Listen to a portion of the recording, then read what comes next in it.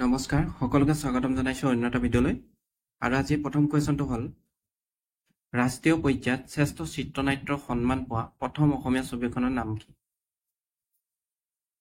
শুদ্ধ অপচনটো হ'ব অপচন এ অগ্নিস্নান ৰাষ্ট্ৰীয় পৰ্যায়ত শ্ৰেষ্ঠ চিত্ৰনাট্যৰ সন্মান পোৱা প্ৰথম অসমীয়া ছবিখনৰ নাম আছিল অগ্নিস্নান নেক্সট কোৱেশ্যন অসমৰ কোনগৰাকী খেলুৱৈক থ্ৰিং এক্সপ্ৰেছ বুলি অভিহিত কৰা হৈছে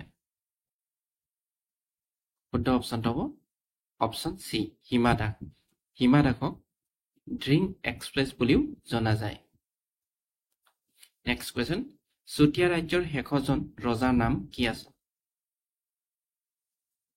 শুদ্ধ অপচনটো হ'ব অপচন ডি নিত্ৰপাল বা নীতিপাল আছিল চুতীয়া ৰাজ্যৰ শেষজন ৰজাৰ নাম নেক্সট কোৱেশ্যন শৰাইঘাটৰ যুদ্ধ কিমান চনত হৈছিল শুদ্ধ অপচনটো হ'ব অপচন এ 1671 চনত শৰাইঘাটৰ যুদ্ধ সংঘটিত হৈছিল 1671 চনত নেক্সট কোৱেশ্যন আহোমসকলৰ শেষৰ ৰাজধানী ক'ত আছিল অপচন আছে চৰাইদেউ যোৰহাট ৰংপুৰ তেজপুৰ ইয়াৰ ভিতৰত কাৰেক্ট এনসাৰ হ'ব অপচন বি যোৰহাট আহোমসকলৰ শেষৰ ৰাজধানী আছিল যোৰহাটত নেক্সট কোৱেশ্যন কামাখ্যা মন্দিৰ নিৰ্মাণ কৰা ৰজাজন কোন আছিল শুদ্ধ অপচনটো হ'ব অপচন এ নৰকাসুৰ কামাখ্যা মন্দিৰ নিৰ্মাণ কৰা ৰজাজন আছিল নৰকাসুৰ নেক্সট কোৱেশ্যন এখন ৰাজ্যৰ প্ৰশাসনিক হৃদপিণ্ড বুলি ক'লে কাক বুজা যায় শুদ্ধ অপচনটো হ'ব অপচন ডি এখন ৰাজ্যৰ প্ৰশাসনিক হৃদপিণ্ড বুলি ক'লে সচিবালয়ক বুজা যায় নেক্সট কোৱেশ্যন বিশ্ব কেঞ্চাৰ দিৱস কেতিয়া পালন কৰা হয়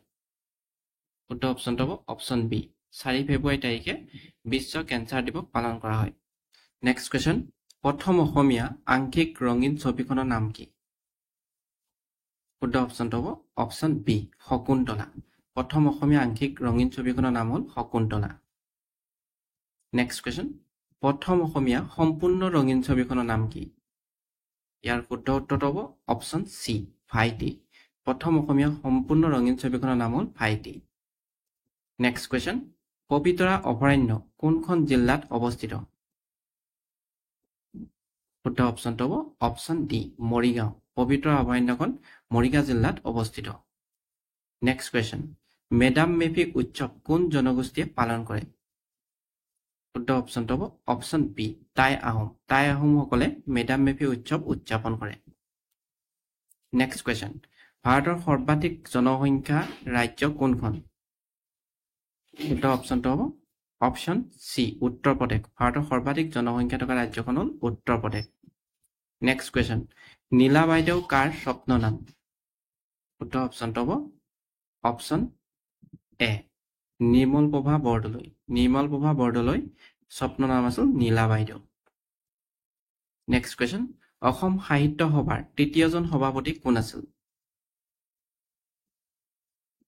শুদ্ধ অপচনটো হ'ব অপচন বি কালিৰাম মেধি অসম সাহিত্য সভাৰ তৃতীয়জন সভাপতি আছিল কালিৰাম মেধি নেক্সট কুৱেশ্যন চীনৰ মুদ্ৰাৰ নাম কি শুদ্ধ অপচনটো হ'ব অপচন সি য়েন চীনৰ মুদ্ৰাৰ নাম হ'ল য়েন নেক্সট কুৱেশ্যন অসমত দাস প্ৰথা কেতিয়া বিলোপ কৰা হয় শুদ্ধ অপচনটো হ'ব অপচন এ 1843 চনত অসমত দাস প্ৰথা বিলোপ কৰা হৈছিল নেক্সট কুৱেশ্যন মানৰ প্ৰথম আক্ৰমণ কোন চনত হৈছিল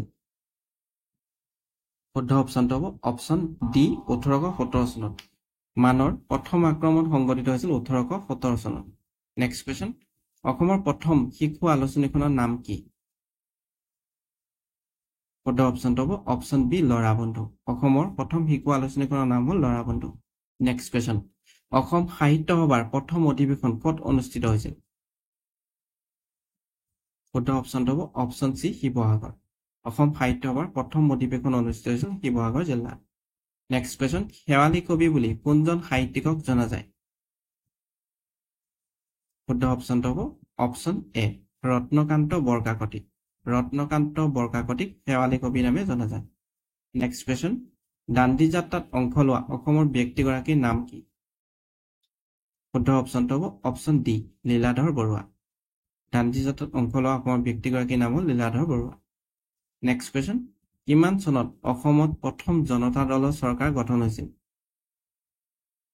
শুদ্ধ অপচনটো হ'ব অপচন চি 1978 চনত 1978 চনত অসমত প্ৰথম জনতা দলৰ চৰকাৰ গঠন হৈছিল নেক্সট কোৱেশ্চন বিধানসভাৰ অধ্যক্ষক কোনে নিৰ্বাচন কৰে শুদ্ধ অপচনটো হ'ব অপচন সি বিধানসভাৰ সদস্যসকলে বিধানসভাৰ অধ্যক্ষক বিধানসভাৰ সদস্যসকলে নিৰ্বাচিত কৰে নেক্সট কোৱেশ্চন অসমৰ ডিগবৈ শোধনাগাৰ কিমান চনত স্থাপন হৈছিল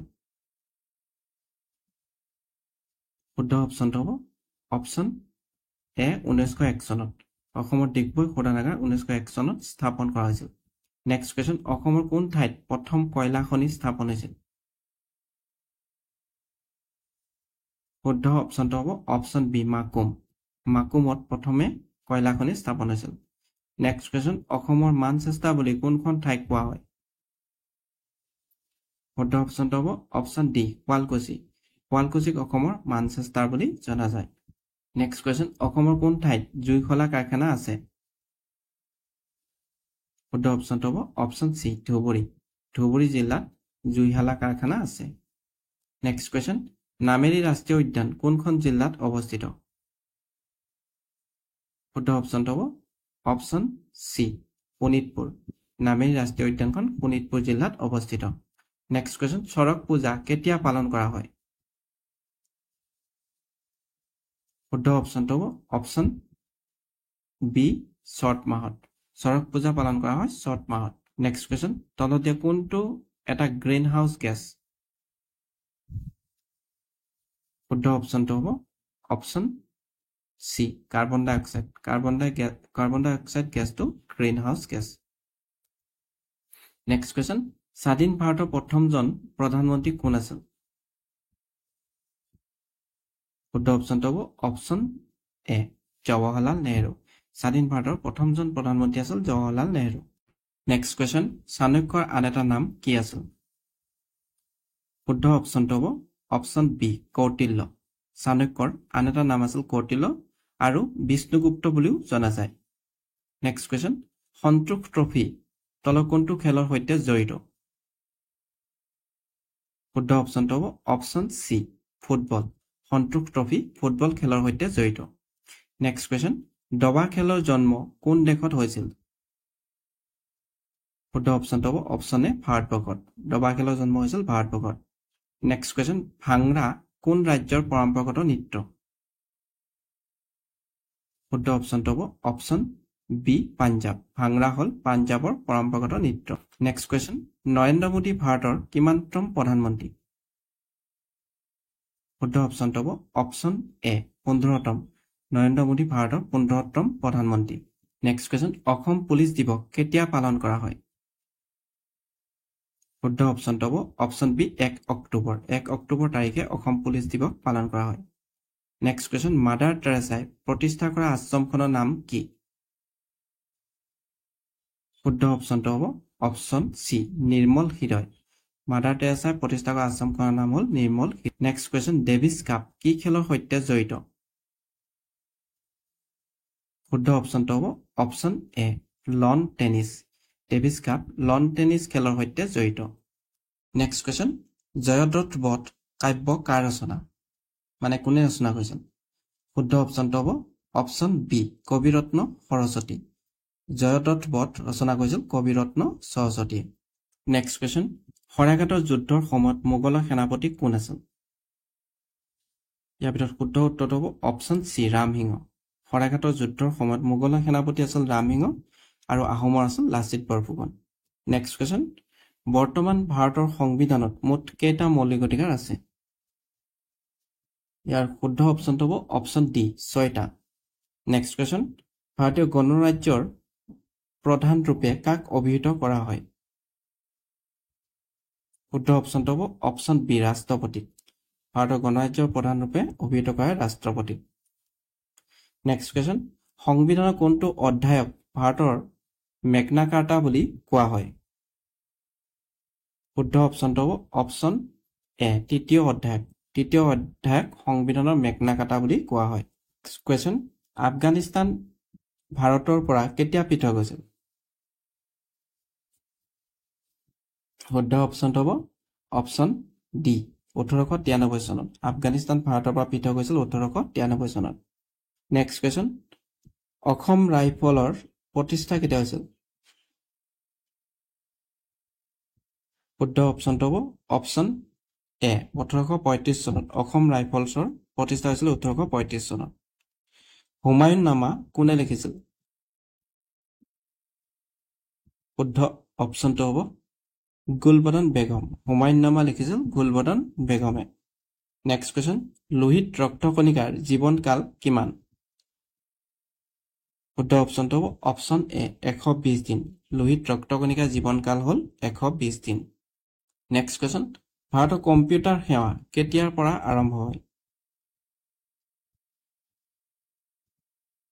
শুদ্ধ অপশ্যনটো হ'ব অপশ্যন ডি 1966 চনৰ পৰা। 1966 চনৰ পৰা ভাৰতত কম্পিউটাৰ সেৱা আৰম্ভ হয়। নেক্সট কুৱেশ্যন, কুশল কোঁৱৰক কিমান চনত ফাঁচি দিয়া হৈছিল?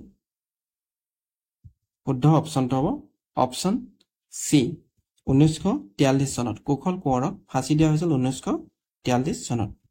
নেক্সট কুৱেশ্যন, কালিৰাম মেধি কিমান চনত অসম সাহিত্য সভাৰ সভাপতি হৈছিল? শুদ্ধ অপশ্যনটো হ'ব অপশ্যন বি 1919 চনত। কালিৰাম মেধি 1919 চনত অসম সাহিত্য সভাৰ সভাপতি হৈছিল। নেক্সট কুৱেশ্যন, মোৰ যে কিমান হেঁপাহ পুথিখনৰ বাবে কোনে সাহিত্য একাডেমী বঁটা লাভ কৰিছিল? শুদ্ধ অপশ্যনটো হ'ব অপশ্যন এ কেশৱ মহন্ত। কেশৱ মহন্তই মোৰ যে কিমান হেঁপাহ পুথিখনৰ বাবে সাহিত্য একাডেমী বঁটা লাভ কৰিছিল। নেক্সট কুৱেশ্যন, বিন বৰাগী কবিতা পুথিখন কাৰ ৰচনা? শুদ্ধ অপশ্যনটো হ'ব অপশ্যন বি চন্দ্ৰকুমাৰ আগৰৱালা। বিন বৰাগী কবিতা পুথিখনৰ ৰচনা কৰিছিল চন্দ্ৰকুমাৰ আগৰৱালাই। নেক্সট কুৱেশ্যন, পৃথিৱীৰ ক্ষুদ্ৰতম মহাদেশখনৰ নাম কি? শুদ্ধ অপশ্যনটো হ'ব অপশ্যন এ অষ্ট্ৰেলিয়া। পৃথিৱীৰ ক্ষুদ্ৰতম মহাদেশখনৰ নাম হ'ল অষ্ট্ৰেলিয়া। নেক্সট কুৱেশ্যন, পৃথিৱীৰ বৃহত্তম মহাদেশখনৰ নাম কি? শুদ্ধ অপশ্যনটো হ'ব অপশ্যন চি এছিয়া। পৃথিৱীৰ বৃহত্তম মহাদেশখনৰ নাম হ'ল এছিয়া। নেক্সট কুৱেশ্যন, ভাৰতৰ বৃহত্তম ব-দ্বীপটোৰ নাম কি? শুদ্ধ অপশ্যনটো হ'ব অপশ্যন এ সুন্দৰবন। ভাৰতৰ বৃহত্তম ব-দ্বীপটোৰ নাম হ'ল সুন্দৰবন। নেক্সট কুৱেশ্যন, স্বাধীন ভাৰতৰ প্ৰথম গভৰ্ণৰ জেনেৰেল কোন আছিল? শুদ্ধ অপশ্যনটো হ'ব লৰ্ড মাউণ্ট বেটেন। স্বাধীন ভাৰতৰ প্ৰথম গভৰ্ণৰ জেনেৰেল আছিল Lord Mountbatten. Next question, Nobel বঁটা বিজয়ী প্ৰথম ভাৰতীয় কোন? শুদ্ধ অপশ্যনটো হ'ব option A Rabindranath Tagore. Nobel বঁটা বিজয়ী প্ৰথম ভাৰতীয় আছিল ৰবীন্দ্ৰনাথ ঠাকুৰ। নেক্সট কুৱেশ্যন, ভাৰতীয় জাতীয় কংগ্ৰেছৰ প্ৰথম সভাপতি কোন আছিল? শুদ্ধ অপশ্যনটো হ'ব অপশ্যন ডি উমেশ চন্দ্ৰ বেনাৰ্জী।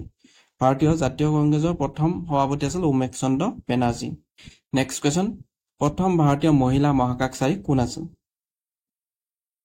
শুদ্ধ অপশ্যনটো হ'ব অপশ্যন বি কল্পনা চাওলা। প্ৰথম ভাৰতীয় মহিলা মহাকাশচাৰী আছিল কল্পনা চাওলা। নেক্সট কুৱেশ্যন, আইন ই আকবৰী কাৰ ৰচনা? শুদ্ধ অপশ্যনটো হ'ব অপশ্যন চি আবুল ফজল। আইন ই আকবৰী ৰচনা কৰিছিল আবুল ফজলে। নেক্সট কুৱেশ্যন, সাহিত্য অকাডেমীৰ মুখ্য কাৰ্যালয় ক'ত অৱস্থিত? শুদ্ধ অপশ্যনটো হ'ব অপশ্যন বি দিল্লী। সাহিত্য অকাডেমীৰ মুখ্য কাৰ্যালয় দিল্লীত অৱস্থিত। নেক্সট কুৱেশ্যন, সংগীত নাটক একাডেমীৰ মুখ্য কাৰ্যালয় ক'ত অৱস্থিত? শুদ্ধ অপশ্যনটো হ'ব অপশ্যন বি দিল্লী। সংগীত নাটক একাডেমীৰ মুখ্য কাৰ্যালয় দিল্লীত অৱস্থিত। নেক্সট কুৱেশ্যন, হিমাচল প্ৰদেশৰ ৰাজধানী কি? শুদ্ধ অপশ্যনটো হ'ব অপশ্যন এ চিমলা। হিমাচল প্ৰদেশৰ ৰাজধানীৰ নাম হ'ল চিমলা। নেক্সট কুৱেশ্যন, ৰাজস্থানৰ ৰাজধানীৰ নাম কি? শুদ্ধ অপশ্যনটো হ'ব অপশ্যন বি জয়পুৰ। ৰাজস্থানৰ ৰাজধানীৰ নাম হ'ল জয়পুৰ। নেক্সট কুৱেশ্যন, অৰুণাচল প্ৰদেশৰ ৰাজধানী কি? শুদ্ধ অপশ্যনটো হ'ব অপশ্যন ডি ইটানগৰ। অৰুণাচল প্ৰদেশৰ ৰাজধানীৰ নাম হ'ল ইটানগৰ। নেক্সট কুৱেশ্যন, ভাৰত ৰত্ন লাভ কৰা প্ৰথমজন অসমীয়া কোন? শুদ্ধ অপশ্যনটো হ'ব অপশ্যন বি গোপীনাথ বৰদলৈ। ভাৰত ৰত্ন লাভ কৰা প্ৰথমজন অসমীয়া আছিল গোপীনাথ বৰদলৈ। নেক্সট কুৱেশ্যন, ৰুদ্ৰসিংহৰ আহোম নাম কি আছিল? শুদ্ধ অপশ্যনটো হ'ব অপশ্যন চি চুখ্ৰাম মফা। ৰুদ্ৰসিংহৰ আহোম নাম আছিল চুখ্ৰাম মফা। নেক্সট কুৱেশ্যন, কোনজন আহোম স্বৰ্গদেৱে শিঙেৰি ঘৰত উঠা প্ৰথা প্ৰচলন কৰিছিল? শুদ্ধ অপশ্যনটো হ'ব অপশ্যন এ চুডাংফা। চুডাংফাই প্ৰথমে শিঙেৰি ঘৰত উঠা প্ৰথা প্ৰচলন কৰিছিল। নেক্সট কুৱেশ্যন, নৰিয়া ৰজা বুলি কোনজন ৰজাক জনা যায়? শুদ্ধ অপশনটো হ'ব অপশন বি চুটিনফা চুটিনফাক নৰিয়া ৰজা নামেও জনা যায় নেক্সট কোৱেশ্চন ইটাখুলি ৰণ কোনজন আহোম স্বৰ্গদেউৰ দিনত সংঘটিত হৈছিল শুদ্ধ অপশনটো হ'ব অপশন ডি গদাধৰ সিংহৰ সময়ত ইটাখুলি ৰণ সংঘটিত হৈছিল নেক্সট কোৱেশ্চন গুৱাহাটীৰ শুক্ৰেশ্বৰ মন্দিৰ কোনজন আহোম ৰজাই নিৰ্মাণ কৰাইছিল শুদ্ধ অপশনটো হ'ব অপশন এ প্ৰমত্ত সিংহই গুৱাহাটী শুক্ৰেশ্বৰ মন্দিৰ নিৰ্মাণ কৰিছিল প্ৰমত্ত সিংহই নেক্সট কোৱেশ্চন বৰাইল অভয়াৰণ্য কোনখন জিলাত অৱস্থিত শুদ্ধ অপশনটো হ'ব অপশন বি কাছাৰ জিলাত বৰাইল অভয়াৰণ্যখন কাছাৰ জিলাত অৱস্থিত নেক্সট কোৱেশ্চন মানাহ ৰাষ্ট্ৰীয় উদ্যানক কিমান চনত বিশ্ব ঐতিহ্য ক্ষেত্ৰ হিচাপে ঘোষণা কৰা হৈছিল শুদ্ধ অপশনটো হ'ব অপশন এ 1985 1985 চনত মানাহ ৰাষ্ট্ৰীয় উদ্যানক বিশ্ব ঐতিহ্য ক্ষেত্ৰ হিচাপে ঘোষণা কৰা হৈছিল নেক্সট কোৱেশ্চন খেৰাই উৎসৱ কোনটো জনগোষ্ঠীয়ে পালন কৰে শুদ্ধ অপশনটো হ'ব অপশন সি বড়োসকলে খেৰাই উৎসৱ বড়োসকলে পালন কৰে নেক্সট কোৱেশ্চন সামাংকন উৎসৱ কোন জনগোষ্ঠীয়ে পালন কৰে শুদ্ধ অপশনটো হ'ব অপশন এ কাৰ্বিসকলে সামাংকন উৎসৱটো পালন কৰে কাৰ্বিসকলে নেক্সট কোৱেশ্চন সাহিত্য অকাডেমী বঁটা কিমান চনৰ পৰা প্ৰদান কৰা হৈছে শুদ্ধ অপশনটো হ'ব অপশন বি 1955 চনৰ পৰা সাহিত্য অকাডেমী বঁটা প্ৰদান কৰি অহা হৈছে 1955 চনৰ পৰা নেক্সট কোৱেশ্চন অসম উপত্যকা সাহিত্য বঁটা লাভ কৰা প্ৰথম অসমীয়া সাহিত্যিকজন কোন আছিল শুদ্ধ অপশনটো হ'ব অপশন এ ভৱেন্দ্ৰনাথ শইকীয়া অসম উপত্যকা সাহিত্য বঁটা লাভ কৰা প্ৰথমজন অসমীয়া সাহিত্যিক আছিল ভৱেন্দ্ৰনাথ শইকীয়া নেক্সট কোৱেশ্চন অলিম্পিকত পদক লাভ কৰা অসমৰ প্ৰথম খেলুৱৈ কোন আছিল শুদ্ধ অপশনটো হ'ব অপশন বি লাভলীনা বৰগোহাঁই অলিম্পিকত পদক লাভ কৰা অসমৰ প্ৰথম খেলুৱৈ আছিল Lovlina Borgohain next question Assam football সন্থা কিমান চনত গঠন হয় শুদ্ধ অপশনটো হ'ব অপশন ডি 1946 চনত অসম ফুটবল সন্থা গঠন হৈছিল 1946 চনত নেক্সট কোৱেশ্চন অসম ক্ৰিকেট সন্থা কিমান চনত গঠন হয় ইয়াৰ শুদ্ধ উত্তৰটো হ'ব অপশন এ 1947 চনত অসম ক্ৰিকেট সন্থা গঠন হৈছিল 1947 চনত